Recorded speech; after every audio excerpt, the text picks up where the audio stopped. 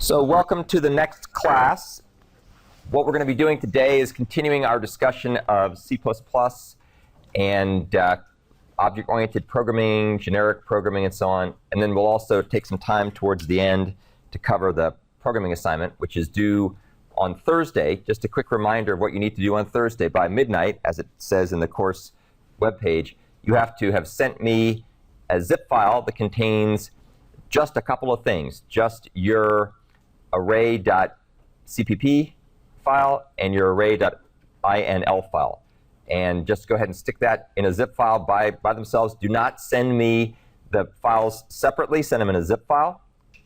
It shouldn't be attachments. It should just be one file, a zip file. Just send that to me.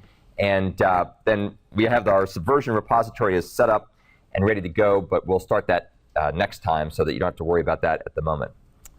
Question, yeah?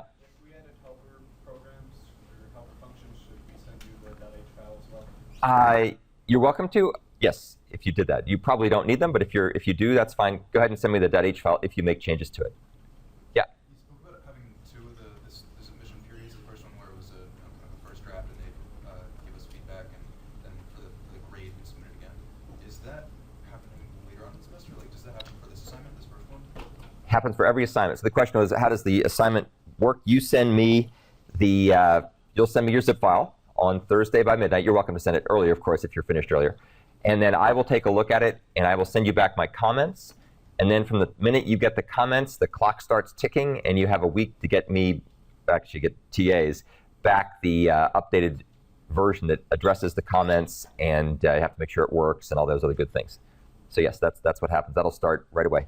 Question? Just be sure to send to email. Send the first assignment to me by email. Henceforth, we're going to be using Subversion, but that was just set up over the weekend, and so I want to make sure all the kinks are out of it before we start trying to go live with it. What I'll probably do is I will probably put your files into your Subversion account, and then I will commit them, and then you can check them out there and work on them from that way. That's most likely what's going to happen. Yeah? And we don't need to put our name or anything in the comments in the files, in the source? No. You don't have to worry about you're welcome to if you want to, but you don't necessarily have to do that. You don't have to put your name on it. Other questions? OK, and we'll talk a bit more about the assignment here in just a second. OK, a couple other things.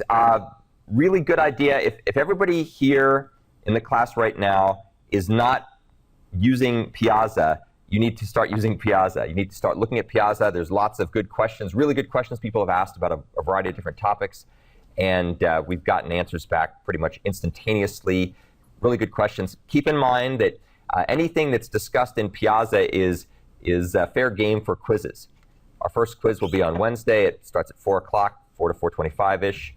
And anything that we discuss on Piazza, you're responsible for understanding. So make sure you take a look. And if you have any questions, of course, feel free to post clarification questions. If you're uncomfortable posting your identity with your question, you can send it to me, and I will anonymize it, and I'll post it on your behalf and provide an answer, but it shouldn't be a big deal. Feel free to ask questions. There's been some real good questions, for example, about inline files, and we'll talk a bit more about that later as well, or inline functions. Yeah? Everything on the quizzes will either be from the lectures, which of course are all recorded. You can take a look. It's loaded up on YouTube for the first session. I'll load this one up later today when I'm done. And of course, Piazza, assignments, those kinds of things. The book is just there. Well, the only really required textbook is the patterns book, and we're not anywhere near patterns at this point. The other book is the C++ programming language book by Bjorn Strustrup, and that's just there for reference in case you want to learn more about topics we're covering. OK, any other questions? All right, so let's quickly go back over the discussion we left off at last time, which was on the C++ version of this stuff. Remember I told you that we had this stack, and we looked at a couple of different implementations of stack. We took a look and looked at the version of stack that was based on kind of information hiding or data hiding, where you had interface methods in a .h file as functions, C functions, but their implementations were hidden inside a .c file as so-called static. Static means many things, but in this context, it means you can't access the variables outside the particular link module that they're compiled in. So that's the way they did it first. Then we showed a version that implemented a quasi data abstraction-like approach using C, where we used a struct, and it's a little bit cleaner in some ways, but still problematic. So then we're looking at a version that uses C++. And so I showed you a class. Hopefully that you all know what classes are. And so there won't be any real surprises there. This is what a typical class looks like. You've got different so-called access control specifiers, access control sections, public, private, protected. Does anybody know what the main difference between public and private is? Just to kind of take an easy one. What the linker makes available to other classes? Actually, public and private don't have anything to do with linkers, believe it or not. It's actually slightly different from that. Linkers, the linker would be an example of static used in the context we showed before for the information hiding example. Yeah? Does it work like Java, where if you declare something public, then the variables can be accessed by classes outside the package? Close to that. C++ doesn't have quite the same concept of a package, but it's very much the same idea. So basically what it says is if something's public in the interface of a class, then a user, a client as we call it, or a consumer, lots of different names that mean basically the same thing, somebody who's writing an application that's using this class can access those methods or those data members directly. They don't have to worry about going indirectly through some kind of accessor method. That's what public means. Private means the opposite of that. You can't get access to it. Unless you're a friend, and we'll talk more about friends later, you don't have any access. Only the implementer of the class has access to the things that are defined in the private part of the class. And to prove to you that there's nothing here to do with linkers, if you were really, really pathological, I don't recommend you do this, but if you were really pathological and you wanted to get rid of the access control sections, you could do this. You could say hash define private, public, and then you would go ahead and hash include whatever header files you wanted. And so everywhere it saw the word private, it would replace it with public, which is a pretty sleazy thing to do. So don't do that. There are occasionally times when you have to do that, but it's very rare. So that just shows that there's no linker involved. It's purely a way that the syntactic sugar works, and the compiler will make sure that you don't get access to things that are in the private part. There's also a third kind of access control specifier. Does anybody happen to remember what that is? The protected. Protected, right. So protected doesn't mean a whole lot at the moment, but when we start talking about inheritance, it'll mean something, because protected methods or data members or other types of declarations that appear in the protected part are accessible by subclasses of a class. So it gives you sort of a third dimension. Public are things everybody gets access to. Private are things that only really the members of the class implementation get access to. Protected are things that you get access to if you're a subclass of the base class. We'll talk more about that later. Okay, so that's public and private. Does anybody know what const means here? You can see we have a couple of methods const. Can't change it. Who can't change it? Anyone? No, other methods. Other classes. Not quite, yeah. When the call to that function is done, the state of the class can't be changed. Actually, anywhere in that function, this function can't make any changes to the state. Now, there's a little way to sidestep that, which is things that are pointing to something, you can actually change what they point to, depending on how the const is used. But generally, this means the best way to look at const when it appears at the end of a method like this is a read-only function. It's only reading the state, not modifying it. And there's a whole bunch of variations of this we'll talk about later. And there's a keyword called mutable that's used, but that's not important at the moment. Okay, so that's what a const is. Couple things to note. We'll talk about this in more detail. There are different kinds of ways to construct objects. Up here you see we have a constructor that takes a size t. Does anybody know what a size t is? Similar to an integer, it's only 0 or greater. Right. Negative, it will loop back. So size t is typically defined to be an unsigned int or some quantity like that. And so as a result, you can never have a negative number stored in a size t. Is there any useful difference between calling size t versus just unsigned? Well, unsigned has a more undefined meaning in the context of C and C++, whereas size t is specifically defined in a particular way. in terms of the number of bytes that the minimum number of bytes it can store. Okay, and we'll talk about some of the other things here in just a second. Now you'll notice if you look down at the bottom, we have top, size, and pointer to t. We'll talk a lot about pointer to t. That's something that's a little different. Hopefully you're familiar with that from taking 201, but if not, I'll go over it quickly. So here's an example of constructors. We have two constructors here.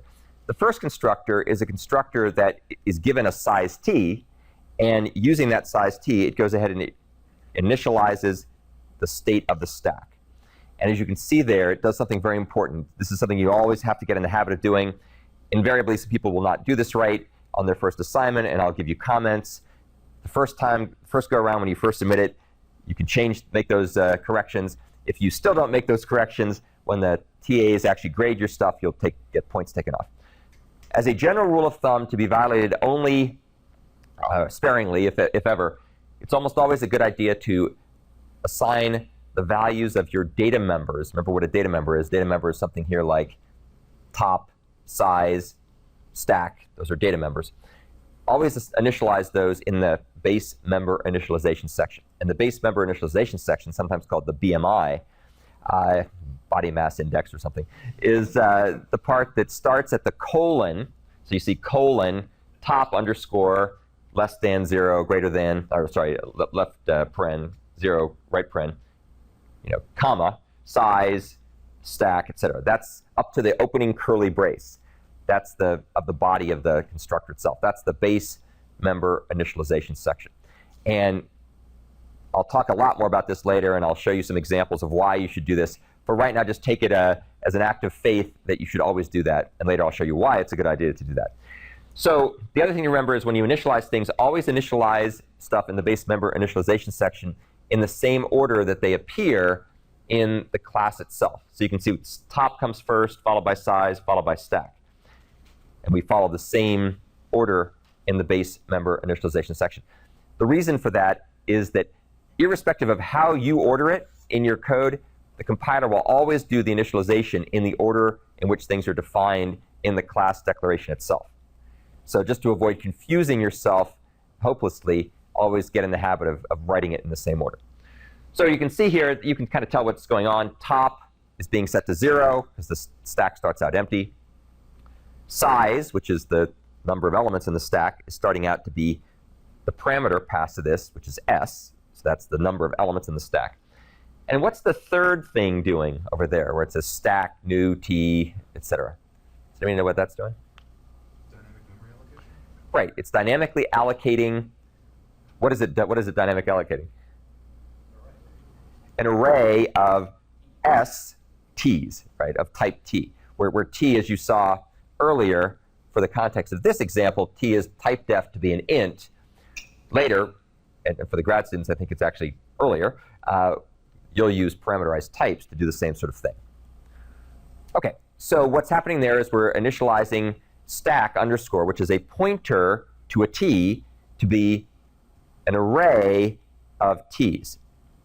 Now, we'll get into this in much more detail later. This is a source of endless confusion and subtle bugs in C++, but we'll go through it a lot in more detail. There's lots of really interesting things happening here.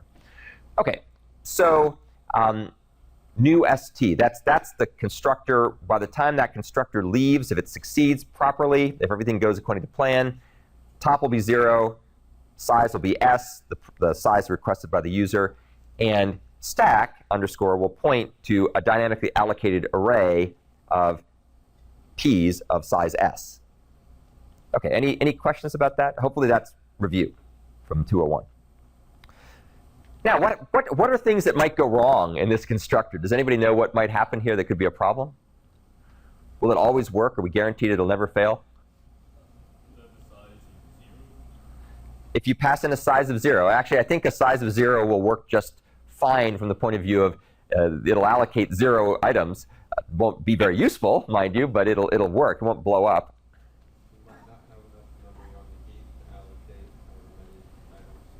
Right, if somebody passes in a really, really, really big number into that thing, and for whatever reason your computer doesn't have that much memory or that much virtual memory at that point, what will happen if you say, where size where S is like billions. Stack Overflow exception will be thrown. No, but you're partly right. Bad alloc, the bad alloc exception will be thrown. And so now, somebody eventually is going to have to deal with bad alloc exception being thrown. As it turns out, from what we're going to be doing in our implementation here, it's not the responsibility of Stack's constructor to deal with this. It's somebody who's called Stack's constructor's issue to deal with this. And we'll talk about that later, and there's a whole bunch of interesting things related to exception handling and memory management we'll come up to. But the main thing to remember is that you're not guaranteed that this constructor is actually going to run. And there's a bunch of other subtleties I'll get to in just a minute.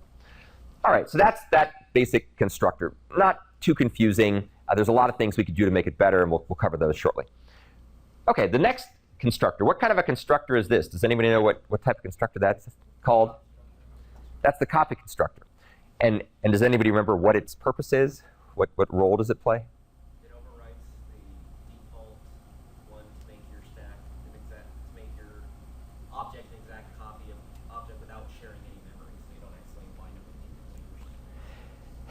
That's right. You combined a couple things, but that was pretty much along the right lines. So what we have here is we've got something that will look sort of like this. So I'll speak this as I do it, so anybody who goes back and listens to the video of the slides will know what I'm talking about. So let's say you said stack S1 10, and then we say stack S2 equal S1. There's a bunch of different ways to do this, by the way. This is one syntactic way of doing this. Another way to do the same thing would have been to say stack S2 S1, like this. Those are equivalent syntactically. So stack 2 equal S1, or stack 2 less than, or not less than, left paren, S1 right paren. So those are two different ways of being able to call the copy constructor or have the copy constructor invoked.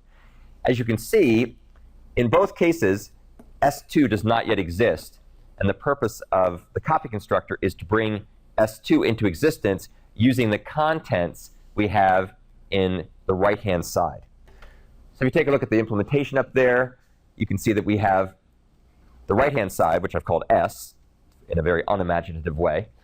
And so what I do is I assign top to S.top, size to S.size, and stack to new T left bracket S.size right bracket. Yes? Would it be better just to do new T size instead of having to go back in and do a dot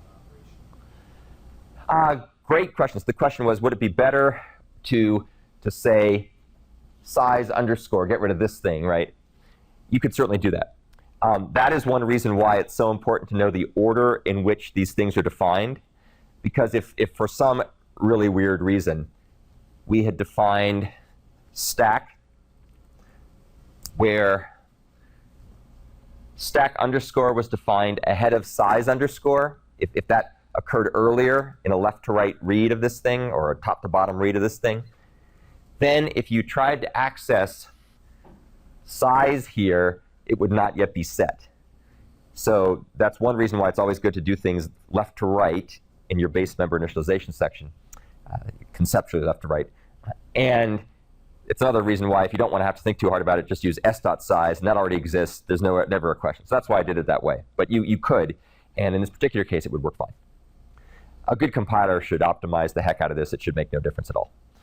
OK, so when we're done here, here's a question for you. What are we trying to do with this loop that's occurring right underneath the base member initialization section? Make sure the array doesn't have junk values in it. Make sure the array doesn't have... Sorry, I'm looking at the wrong one. That one copies over the arrays from the right-hand side of the left. Right. So as we see down here, we're going to copy everything from the right-hand side over there. And there's a variety of reasons we have to do things like this. And we'll see later lots of other better ways to do it. But this is one way to do it. So we go for I equals 0, where I is a size t, and that's because size underscore is also a size t. If you put int here, that might work, but it's technically incorrect, and there's situations where it would not work in a portable way. So you go from 0, while we're less than the max, And then we go ahead and we copy one at a time from the right-hand side into the one that we've got here. And every time through, we increment by 1. Yeah? Is there any difference using ++i rather than i++? Great question. The question was there any reason to do ++i, which is what I did, versus i++? Does anybody know the answer to that question in this context? I mean, for this it shouldn't matter, but I know that ++i increments it before its excess, and then i++ increments it after the value. Right, so let's talk about that, and then I'll get to this more subtle point. So ++i is what's called the pre-increment operator, and that increments it by 1, returns the incremented value, although it's not being used here. If you put i++, it will get the old value of I, increment the new value, and you get back the old value.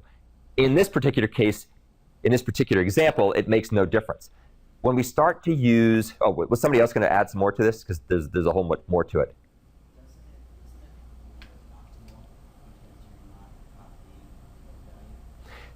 Good question. So the observation was, isn't it more optimal by some definition of optimal? We'll define what that means in a second, to use ++i as opposed to i++. In this particular example right here, it would make no difference whatsoever. The compiler, any good compiler worth its salt these days, will recognize that this is not being used for a side effect. It's just a counter, and it would turn into exactly the same code. Where this gets much more interesting is when we start using C++ standard template library, where you define iterators, where you write iterators and you use iterators. And in that context, ++ of something versus something ++ actually performs faster because of the semantics of pre versus post increment that are implemented by users. So as a good rule of thumb, which is not universally carried out, but it's not a bad idea, get in the habit of writing ++ something instead of something ++ for everything when it doesn't matter. And when you start using STL, you're less likely to do things that will run slower. We'll cover that in more detail when we get to STL later. Could you clarify what you mean by it's processed first? Are you Yeah. saying like it increments and then proceeds in the code inside the loop? So here's what I mean. Let me write a little example. This gets much more interesting in the context where we're not doing a loop counter that has nothing, no side effect. It's just going from, it's incrementing by 1 each time. If I said int j equal 10, and I said int k equal ++ j, so that would be one alternative. Another thing to do would be to say int k equal j++. That's where you see the difference. So in this case, k would be 11. In this case, k would be 10. That's the main difference. In this case, of course, it doesn't make any difference because we're not using the thing for a side effect. But just as a general rule of thumb, get in the habit of doing that. OK, let's go back to the much more important question here. Are we guaranteed that this loop will always execute? Or a better question is, under what circumstances might it not execute? Yeah? Won't do anything if s.size is 0. So, great point. So if size is 0, then it won't run, but that's OK. It's a kind of a pointless stack. A 0 size stack isn't very interesting, but it'll work. How about other situations? Will that loop, let's assume it's greater than 0. If there is no stack s that's initialized, if it's like a null pointer. So where would be a situation where that might occur? How could that occur in this particular context? Some kind of error, someone calling the copy constructor, but there's Yeah, you'd have a hard time getting that to happen for various reasons. But so let's assume that doesn't happen. That would be hard. But you're on the right track. Anybody else hazard a guess as to situations under which that loop won't run? And it was kind of given away by the earlier discussion of the constructor ahead of it. Yeah. was it the same reason as the constructor where you didn't have enough memory on the heap? Right. So for some reason, let's say that you allocate stacks with gigantic sizes in them. When you go to make a copy of something, and you do that new up here, right here, this new, that could very well cause an exception to be thrown, in which case that loop is not going to run. Now, for this particular example, that's OK. We'll see later in a minute where it could be a big problem. OK, so any other questions about about that? All right. Just out of curiosity, anybody here who knows maybe more advanced C++? No modern self-respecting C++ programmer would ever write code quite like that. Of course, no self-respecting modern programmer would write a stack in the first place, but that's another story.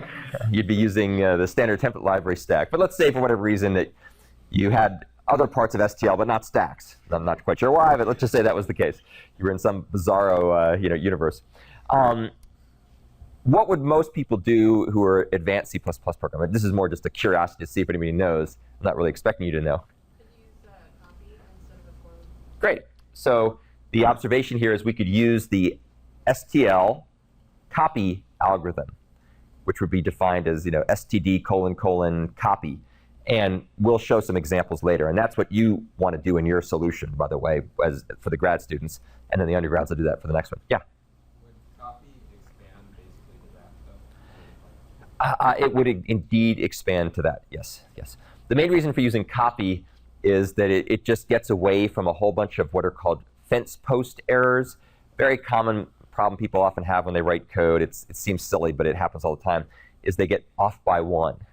And so using copy, knock on wood, if you do things right, gets rid of off by one things, because somebody else is handling the loop invariant, and all that kind of good stuff. OK. Here's where things get a heck of a lot more interesting. So we're now taking a look at the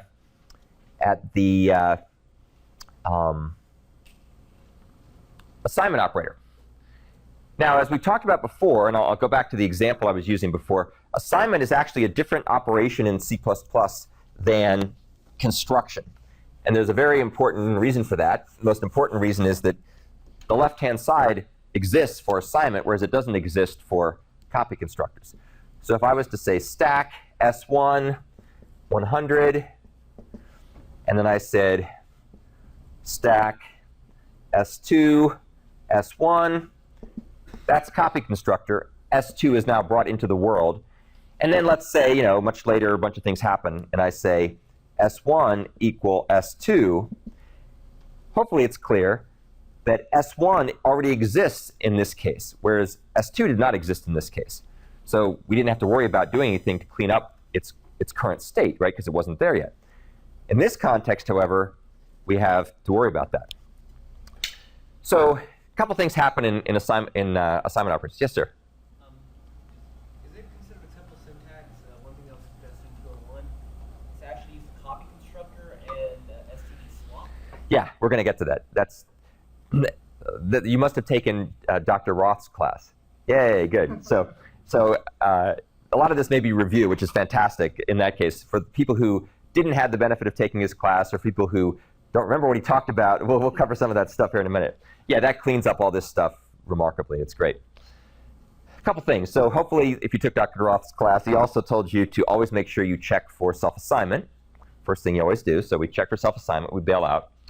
And then we start doing some things. And this is where it gets subtle. And here's the funny part. People for many years, an embarrassingly large number of years, didn't really know how to write C++ code correctly in the context where exceptions can occur. And I'd say maybe 20 years they didn't understand it. And it turns out the answers are really very, very simple. But when you don't know the patterns, or the idioms in this particular case, you tend to do things in a somewhat hacked up way. So this is sort of a hacked up way of solving the problem. So the first thing we're going to do here is we're going to allocate ourselves a new stack. And once we've allocated the new stack, we're going to delete the old stack. And then we're going to set the old stack equal to 0. Now, why do we do it in that order, and does order matter? Right. So an alternative way of doing things would be to delete the old stack first, and then allocate a new one. But the problem there is if we delete the old stack, that may work fine. Now it's gone, right? And then we try to allocate a new one, and for whatever reason, we fail. We're out of memory. So what has happened there is that we've thrown away the old one, and we're not able to construct a new one. So that's a bad thing. So what we're doing here is we're making sure we we're making sure we allocate a new one first, and after we've been successful at that, then we go ahead and remove the old one. Now, the more subtle question is, why do we set stack underscore to 0 or null before we do anything else, after we delete it? Why do we set it to null? Does anybody know the answer to that question? Just in case somebody tries to dereference it so they don't get some junk value or something they didn't expect. You're close. I mean, you're along the right lines. It's more precise. It's a more precise issue than that, but you're close. Yeah. So it's the dangling pointer problem. But specifically, where could said dangling pointer problem arise? If you tried to delete it again, you'd be getting rid of other memory stuff. And in what, you're right, if you tried to delete it again, you'd be double deleting. Under what circumstance might you end up deleting it, trying to delete it again? That seems like sort of a dumb thing to do, so why would that ever happen? Cool. The fact that you don't know the answer to that question is good, because it means that you didn't learn everything about this in Jerry Ross' class, right? So otherwise, it would just be redundant. Okay, so here's the interesting thing. If for some other reason, and this particular example might not trigger this, but the minute we make this generic code that uses a template, the problem comes back in droves. If for some reason between here and the bottom of this method, an exception were to be thrown, that would cause the destructor to run. And the destructor deletes stack, right? So if you delete it here and you don't null it out, then if something goes wrong here and an exception is thrown, this destructor is going to get called and it's going to delete stack. Now it turns out it's always okay to delete a null pointer. Kind of silly to delete a null pointer, but it doesn't harm anything, because new and delete, or delete actually, operator delete, checks to see whether the pointer is null, and if it does, it just bails out and ignores it. Yes? Oh, okay, that's a slightly different question. So the question here was, why did we put brackets on the delete? Does anybody know the answer to why we put brackets on the delete? So it deletes the entire array and not just the first part. Exactly. So if we were to say delete without the brackets, it would think this was just a pointer to a single element. If you put the brackets, it says, aha, this is deleting an array, and it goes ahead and it calls the destructor on every element, and then it deletes the data when you're done. Yeah, we'll get to that. That's a good question. Okay, so the problem here is double deletions that could occur if this code was to throw an exception. Now, let me ask a question. Why was it the case up here we didn't care about that? How come we didn't care about this issue in this code? Because conceivably, there could be problems there. Does anybody know? Well, it hadn't yet been initialized, right? So you didn't have anything to get rid of. Sort of. It's actually a trick question. Yeah. The existence of the first stack was not threatened by copying it, whereas with the assignment operator it was. So that's a really good observation. So there's nothing here that we have to worry about munging up, because we haven't created the left-hand side at all yet. We're still trying to create one. Whereas down here, we've already got one. So that's one thing. That's, by the way, I'll talk about this later. That's called exception handling guarantees. There's different kinds. There's basic and strong and so on. But one of the things you want to do is you want your objects to take the Hippocratic oath of cleanup, which says if something goes wrong, do no harm. Don't delete stuff. Don't leave the objects in some inconsistent, weird state. That's usually a good thing to do. No, it's actually more subtle than that. Yeah. Well, I just had a question. Why did we have a void return type on that instead of returning a pointer to the stack? Or a reference to the stack. I think that's what you meant. Just for the heck of it. I'll talk more about that in a second. So the key thing to note here is this is really important, very subtle. Most people don't understand this. If a constructor throws an exception, the destructor for the class is never called. If a constructor throws an exception, the destructor is not called. Not true for an assignment operator. If an assignment operator throws an exception, the destructor is called. Now, there's a lot more subtleties to this, and we'll get into it later, because if you have data members that themselves have destructors, and they have been successfully initialized, their destructors get called. But the destructor for the overall class will not be called if a constructor throws an exception. So that's really important to keep in mind. The reason I said this was a trick question was if for some weird reason an exception was to be thrown here, which it wouldn't if it was an int, but it could if it was a type T, where type T was a generic type or an arbitrary type. if an exception is thrown here, this memory will just be leaked because the destructor will never run. Because if an exception is thrown from a constructor, its destructor is not called, right? So there's actually a bug in that code. Let me say subtle bug when generalized to arbitrary type T. And we'll come back and explain that later. You don't have to understand all the implications of that right now. The grad students have to be a little bit more aware of it because their first assignment relies on that. Okay, so there's a bunch of gobbledygook there, and it's subtle, and weird problems can occur. And notice we don't actually update things till we're done with the copying so that we don't destroy and munge stuff and so on and so forth. This code will work, but it's clearly not optimal, not because it's inefficient. It's not really inefficient, but because it's not clear and it doesn't use the canonical simple way of handling this whole issue. Some maintenance program who comes along later to maintain this software will puzzle why things are done like this. And there should be comments in here that explain, don't switch the order of these lines, and beware, and here's why we assign this thing to 0. Way too complicated to have to try to keep track of. So we'll clean that up later. Okay, any other questions about the assignment operator? Yeah. So the end of that method the destructor will be called, and it will delete temp stat, right? There's no destructor that will be called in this particular case, and in this particular case. So maybe you're thinking about the Dr. Roth method that we'll talk about later. This one has no destructor that will be called because that's just a naked pointer. T star temp stack blah blah. That's just a raw pointer, right? It will not clean itself up, which is part of the problem, actually. Okay, any other questions about the assignment operator? Now, for your assignment, your programming assignment, you have to be a little bit more clever than we're being here, because we're going to do in the programming assignment what's called the array optimization. And let me just talk, this is a good time to talk briefly about the array optimization. So let's get rid of stacks, and let's instead talk about arrays. And here's the array optimization. So we say array A1, we'll make it 100, and then we're going to say array A2, and we're going to make that 1,000. And now let's say we go ahead and say A2, dot, dot, dot, so something interesting happens. A2 said equal to A1.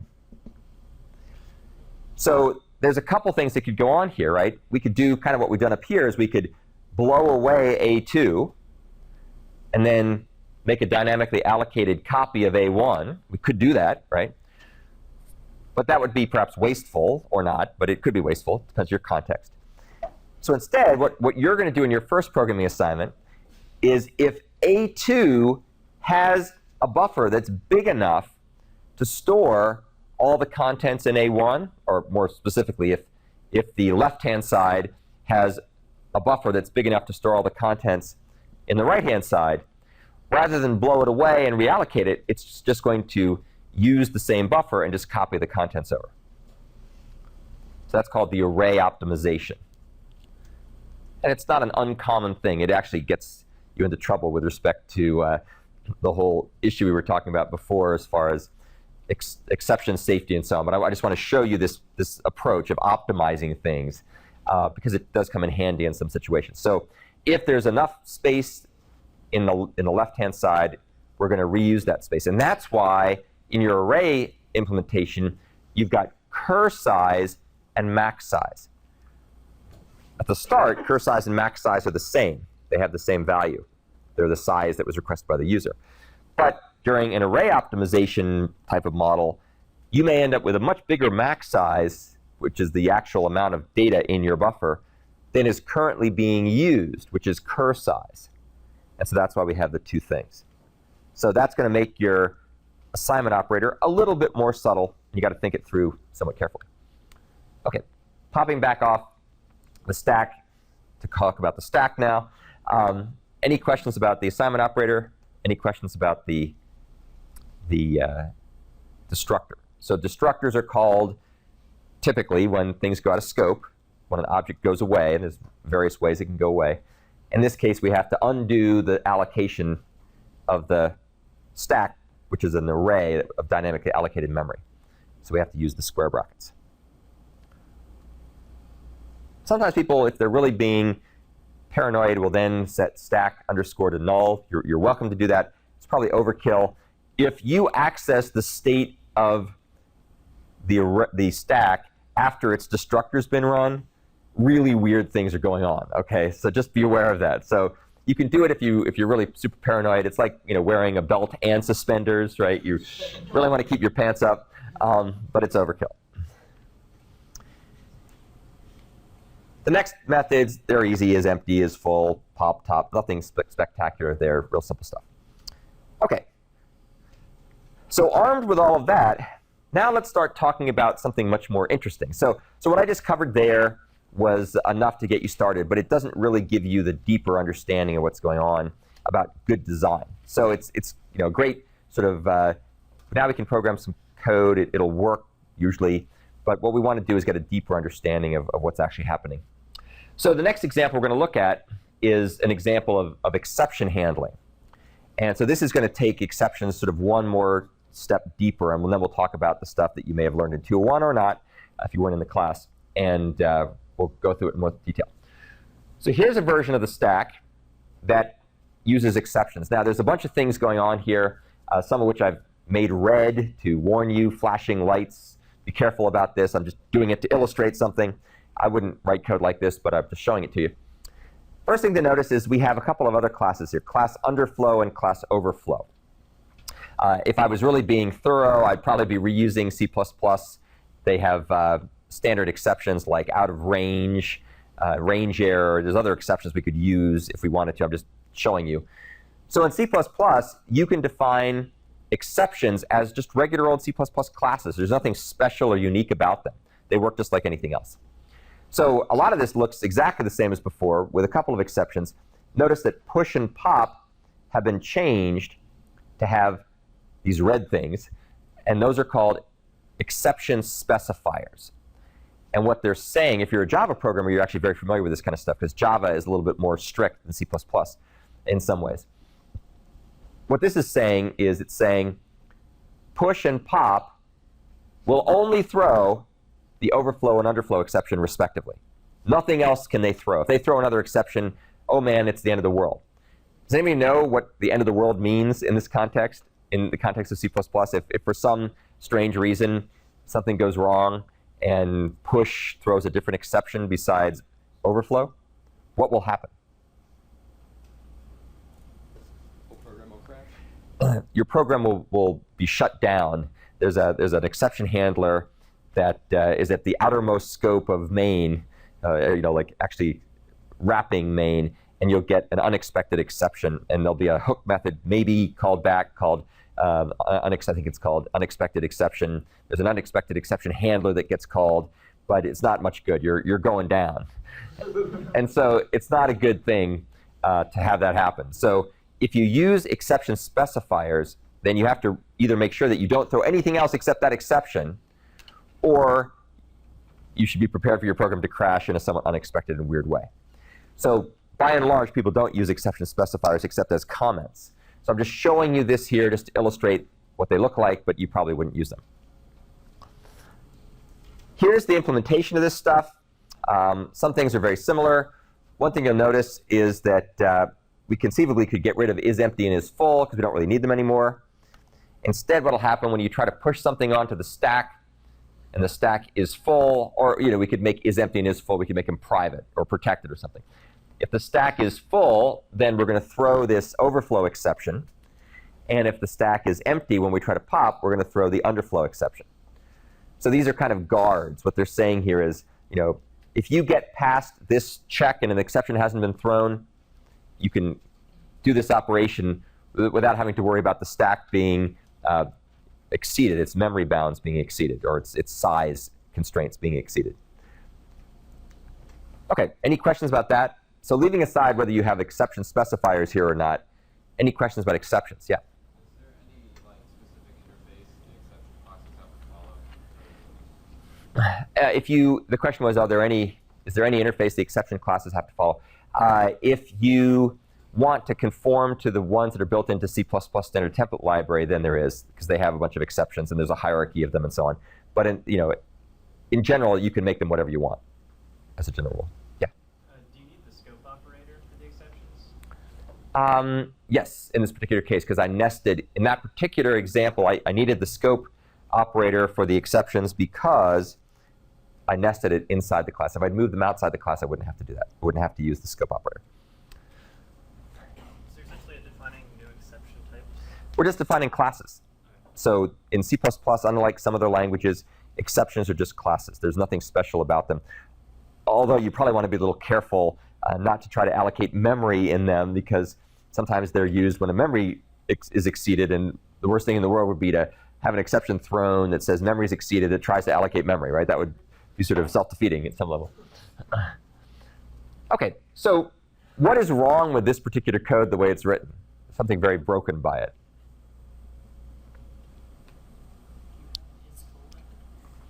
Let's assume we have is full. Let's assume we have what we had before.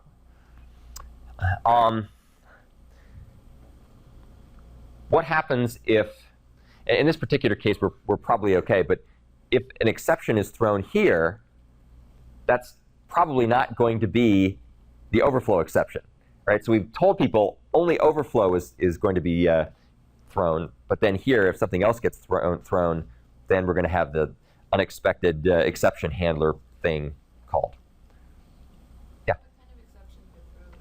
So in this particular example, it would be a pretty weird situation, but when we start getting more generic, what that would end up being would be something where we might have some other data types with generic programming, and you could have copy constructors that would get called, and or assignment operators that would get called, and then arbitrary exceptions could occur. Usually bad alloc exceptions would occur. Yeah?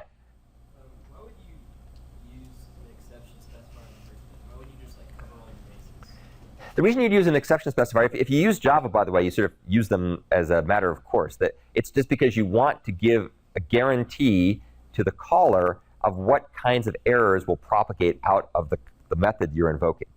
So what you think you're saying here is, if something goes wrong, overflow will get thrown. But the problem is that we didn't really, we are not guaranteeing that. Now, if we wanted to, we could convert every other kind of error into an overflow exception. That'd be one thing we could do. Or maybe a more generous and more effective approach would be to define the other kinds of exceptions that could be thrown. Like we could say, well, you could say overflow could be thrown, or bad alloc could be thrown. You could list them all. That's probably a more suitable thing. That's what Java does. The tricky part in C++, when you start dealing with generic programming and parameterized types, is type T is a parameter to this class. And so that could throw anything, right? You're sort of opening yourself up to a very wide range of things that could go wrong. So people typically don't use exception specifiers much in C++, but if you're programming safety critical software or something where you really have to nail all this stuff down and you're willing to think it through exhaustively and bound the universe of types that you might be dealing with your abstractions, it could be useful in those cases. But it's not common for other than, say, safety critical software. Okay, now let's do something a little bit more interesting. And this starts to get into what your programming assignment relates to, although it's not quite phrased in the same way because I wanted to make it interesting for you. So what we're going to do here is we're going to show an example, a couple examples here of this fabulous idiom that we use all the time in C++ to make exceptions easier to program. So what's happening here is you'll notice I made a violation of my ironclad rule I gave you before, which is always initialize everything in the base member initialization section, which I did, but I kind of cheated. Notice I took stack underscore and I assigned it the null pointer. So it's just given a null pointer. And then what I do is inside the open curly brace, in the body of the copy constructor, I make something called a scoped array. I'll talk more about scoped array in a second. Did you guys happen to learn about scoped array in 201? Okay, good. So scoped array. So scoped array is this interesting, very lightweight container. It's part of Boost. I just shamelessly purloined it from my slides. Scoped array basically is a parameterized type, which means it's generalized by the type you give it. So in this case, it's a scoped array of t, which is an int at the moment, but it could be something else. And when we allocate a new chunk of memory, we give it to this thing, and the scoped array, which we call temp stack, holds it, and scoped array has a destructor that will automatically delete the pointer it holds no matter how it exits the context of the block in which it's defined. In this particular case, what that means is the method that it's defined here. So as you can see, we have a temp stack, and now we go ahead and we go through here copying one to the other. And when we're all done, if an exception is thrown here, the destructor of this thing will clean up and delete the memory unfailingly. And when we're all done, we call the swap method, and we'll look at swap in a second, which swaps the old stack, which was null, with the temp stack, which we just allocated and initialized with the values of the right-hand side. It'll swap those pointers, so stack underscore will now point to the newly allocated stack. Temp stack will now point to the old null pointer, and when the destructor of this thing is run, it'll be a no-op, because remember, calling delete on a null pointer has no side effects. I'll come back to this in a second. Here is the scoped array implementation. You can look at it at your leisure later. The most important thing to note here is a couple things. Scoped array is a template parameterized by type T. As you can see, it has a constructor, which is just going to hold the pointer. That's what that top thing does, pointer underscore set equal to P. It has a destructor that deletes the pointer as an array. So as long as the destructor gets run, which it should unless your program seg faults or something else horrible like that, it'll delete the pointer. And it's got this swap method that swaps the various pointers. One thing that's guaranteed never to throw an exception in C++ is assigning one pointer to another. So pointer swapping will never throw. Very important thing to remember. Yeah? The scoped array implementation you see here is part of the Boost. Boost is a library of C++, cool C++ stuff. And it's basically a proving ground, if you will, for cool containers and algorithms and adapters and functors and all kinds of other good stuff that often eventually finds its way into the C++ standard. And so this is in Boost. Oddly, it's not in C++ 11, but it's in Boost. Yeah. Is this similar to a smart pointer? This is the good question. The question was, is scoped array similar to a smart pointer? Yes. It's very similar to auto pointer or unique pointer. The main difference is that auto pointer and unique pointer, which are other smart pointer things in C++, they assume that they have a pointer to a single element, whereas scoped array assumes it has a pointer to an array of elements. And if you were to look at the implementation carefully, you'd see that they look very similar, the main difference being that the destructor for scoped array deletes it as an array, whereas the destructor for unique pointer or the destructor for auto pointer deletes it as a single element. Okay, so that's the copy constructor. Here now is the assignment operator. And you'll see it's basically the same logic as before. So we check for self-assignment, we bail out, but other than that, it looks pretty much exactly like what we had in the copy constructor. We make ourselves a scoped array called temp stack. We do this magic here, we reassign some things, and we swap the pointers. And this code is much more concise, much more canonical, much cleaner. So that's a nice, easy way of being able to make exceptions a little bit easier to work with. Now, as it turns out, of course, that's not the best way to do things. Here's the right way to do things. So all those of you who took Jerry Ross class, this is going to start to look familiar, right? I'm leading you step by step to the things that he taught you. So here's a better way to implement the assignment operator.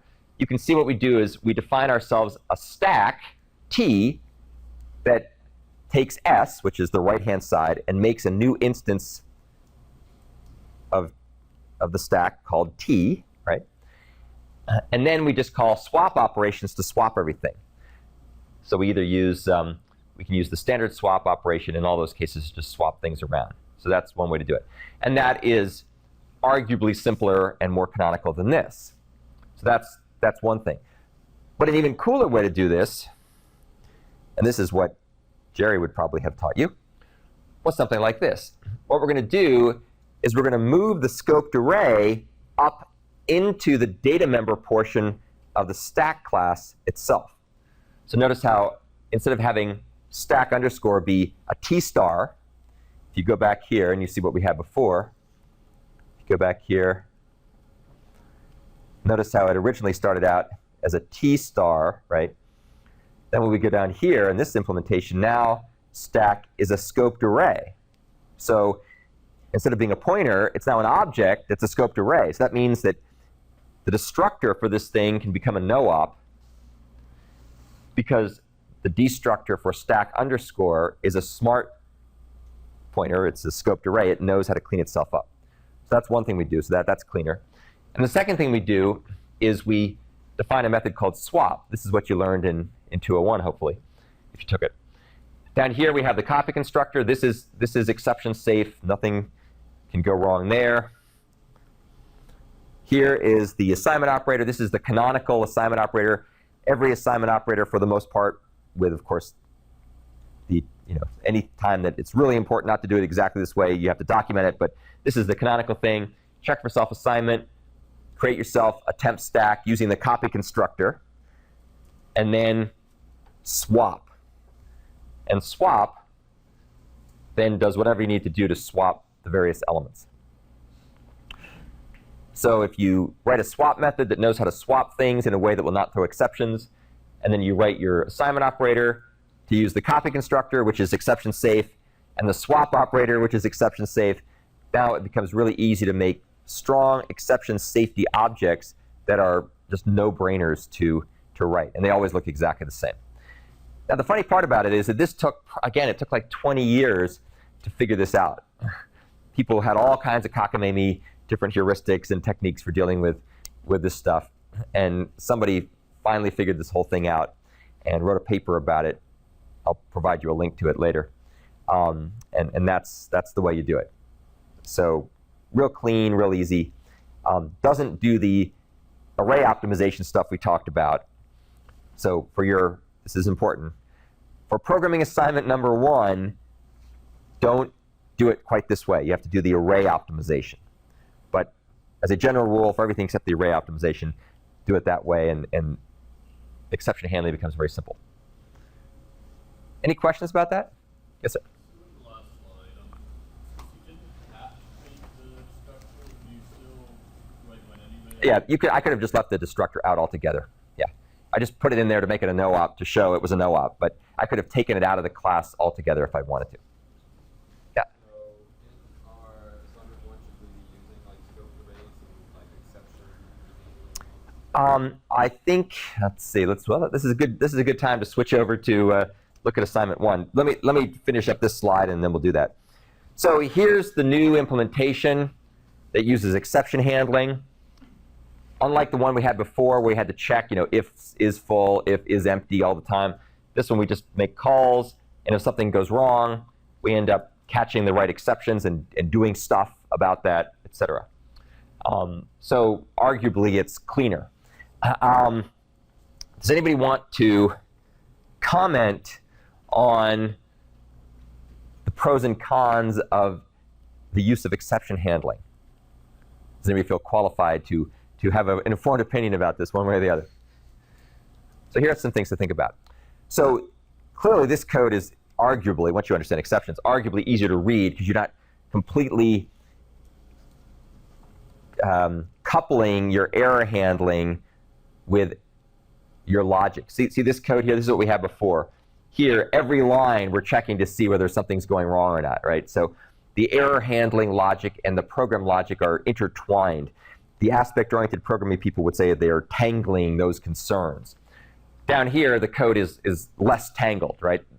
Not that this is very interesting code, mind you, but just to show the point, this is sort of business logic code here. We're not getting wrapped around the axle of the error handling. And that's good, but there are some downsides. Can anybody think of what a downside might be of using exception handling in this type of situation? You're gonna have to put these try-catch blocks everywhere you want to use your stack. So you got to put try-catch blocks. That's one issue. Yep. Anything else? If you leave off an error that you didn't realize could happen, they won't catch it. Yeah, if you putting catch ... is a garbage. It's the kitchen sink. It'll catch everything. But let's say we didn't do that. Oh, like the code catch ... Is that like the actual code, or are you just saying that you? No, actually, that is actually ... That's actually an operator in C++. There was a proposal one time in jest to overload the white space operator, you know. but that really is, that basically says catch everything that didn't match up here. So it's sort of a catch-all kind of thing. If we didn't have that, though, you're right. If something else got raised, like bad alloc, then that would get propagated up further, which may or may not be a bad thing. Yeah. What sort of code would you write in the catch ellipsis? Typically what you do is you log the fact that something unexpected happened, and then you rethrow it.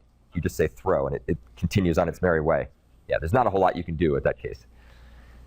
The other problem is if something goes wrong, the place where something went wrong and the place that you end up handling it are separated in time and space. So it may be difficult to give very precise errors unless you surround every line of code with a try-catch block, in which case you're back to the if statement problem you had before, right? So that's why typically application code uses try-catch blocks and exception handling, but systems code would probably be more likely to use if-else statements, because you may need to know precisely the context in which an error occurred in order to be able to handle it properly. Just something to think about. The other issue is that exceptions don't come for free. There's a time and space overhead. Modern compilers are pretty good about making that overhead relatively low, but it's still there. So that's another issue. If you're an embedded systems programmer, for example, that may be a concern. Okay, let us go over here, and we will go to CS251, and we will go to assignment 1, and we'll go to ugrad, and you'll see that the ugrad version just uses a naked pointer, so it's not the cool version yet.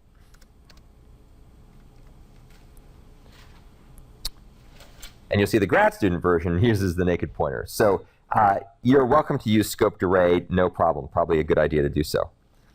When we get to the next assignment, assignment 2, scoped array ends up being used properly, right? We end up making the scoped array part of the class.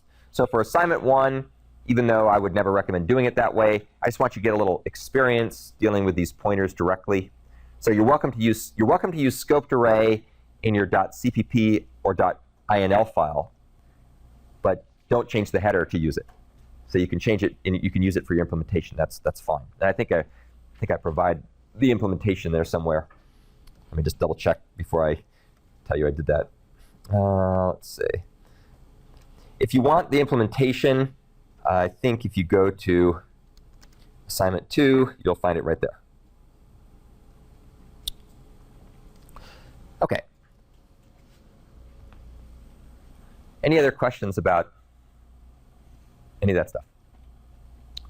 All right, so what I'm going to do is talk a bit more about your assignment, and I also want to tell you a little bit about what's coming next. We'll definitely finish this up.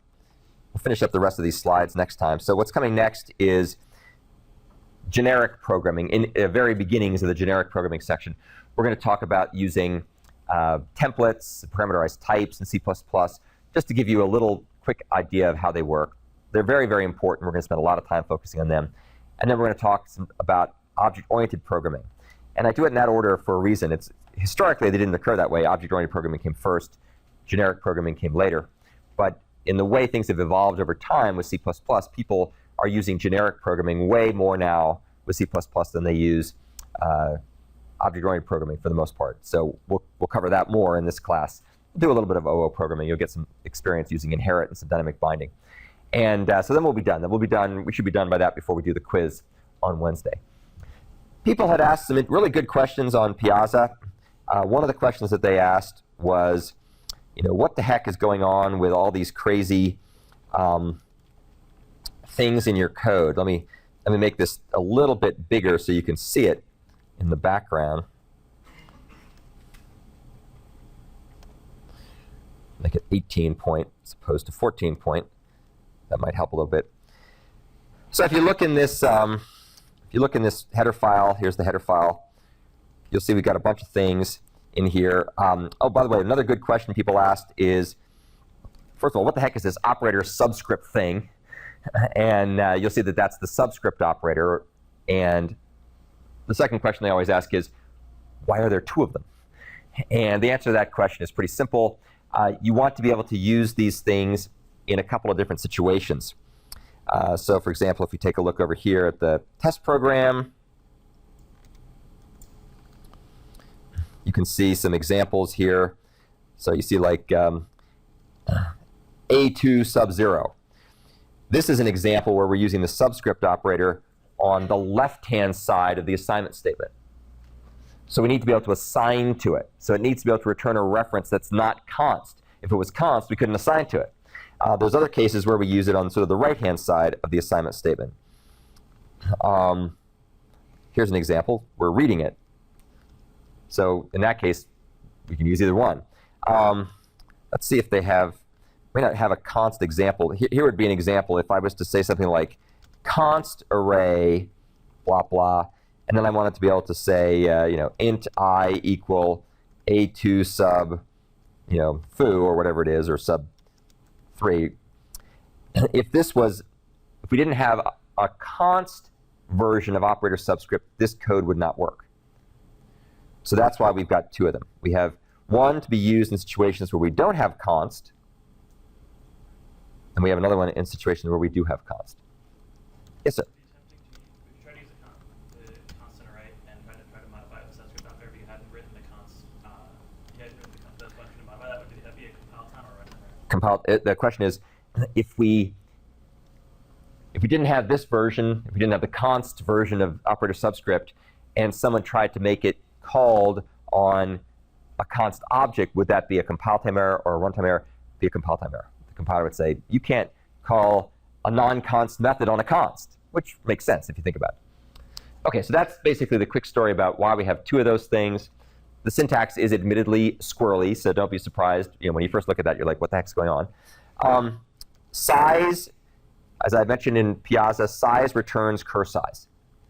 Now, another constant source of confusion here is that once you define an array, its size is the value you pass in when you create it, or as it gets updated by the assignment operator. But let's just deal with the case where you pass in a constructor value. So it's array of 80, whatever. That's the size. It doesn't matter if you insert 3 or 80 elements or 0 elements. Size is still 80, or size, whatever cur size is. When you put stuff in there by doing subscript operations to store values at the indices, that's great, but that doesn't affect anything about the size. That just changes the values, the contents of the array. So don't get confused about that. People sometimes get confused, and they'll make cur size 0 and max size the size that was passed in. Every time you call the subscript operator, it'll increment cur size by 1. That's not how this particular thing works. STL works a little bit like that in some ways with their pushback operator, but this does not.